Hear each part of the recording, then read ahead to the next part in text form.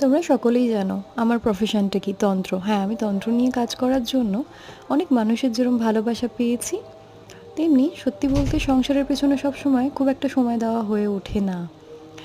জানি না আমার মা এবং শাশুড়ি মা না থাকলে কি হতো। আমার শাশুড়ি মা যখন এখানে আসে তখন অনেক কাজে হেল্প করে, এবং আমার মা তো আছেই।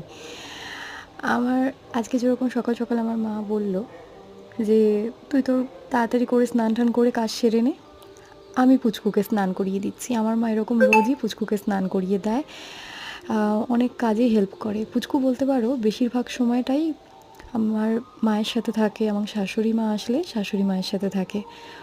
সত্যি ওরা না থাকলে আমি হয়তো আমার প্রফেশন এবং আমার সংসার দুটো একসাথে সামলে নিতে পারতাম না। তোমাদের কার কার ঘরে এরকম মা এবং শাশুড়ি মা আছেন আমাকে অবশ্যই জানাও।